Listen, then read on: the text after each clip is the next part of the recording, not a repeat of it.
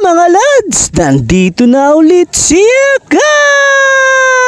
Ngayong araw nga pala mga lads, samahan nyo ako magluto ng ulam namin sa tanghalian at ang lulutuin ko ngayong araw ay adobong manok. Bali sa pagluluto ko nga rin pala niyang adobong manok ay simple lang naman pero naglagay na ngayon ako ng bawang. Pero kinausap ko muna si Mrs. bago ako magluto ng ulam. Ang sabi ko sa kanya maglalagay na ako ng bawang sa mga lulutuin kong ulam. Dahil sa mga hindi pa kasi mga lads, nakakaalam tuwing nagluluto kasi kami ng ulam namin sa bahay namin hindi kami naglalagay ng bawang dahil ayaw kasi ni Mrs. Pero pag sa labas naman kami kumakain ay nakakakain naman si Mrs. ng mga pagkain na merong bawang. Sa bahay lang talaga namin umiiwas kami magluto na merong bawang. Dito naman mga lods, dahil naluto ko na nga rin pala yung ulam namin kaya naman magsisimula na rin kaming kumain dyan ng tanghalian. Pero kayo ba mga lods, ano po bang ulam nyo ngayong araw ng tanghalian? Baka pwede nyo naman dyan pakicomment sa ibaba para malaman ko rin. At kung pwede lang din mga lods, pakicomment nyo na rin po kung tagasan kayo para naman malaman ko kung saan na ba nakaabot itong aking video. Bali sa mga taga-subaybay nga po pala namin dyan dito sa Facebook, baka po pwedeng pakisuportahan naman po yung YouTube channel natin. Dahil nag-a-upload din po kasi ako sa YouTube pero yung mga ina-upload ko ay yung mga ina-upload ko lang din dito sa FB. Pero sana mga lods, pakisuportahan nyo pa rin po at yun lamang. Salamat! Bali dyan nga rin pala sa pagkain namin sa tanghalian, bukod sa niluto kong ulam ay meron kami dyang ibang ulam dahil pinadalang kasi kami nila Biana ng ginataang kalabasa. Namiss ko tuloy magluto ng kalabasa na meron lahok na miki at saka tokwa kaya naman sa susunod ayun ang lulutuin kong ulam. Kaya naman mga lods, magkita-kita na lang po ulit tayo sa susunod nating bagong i-upload na video. Paalam!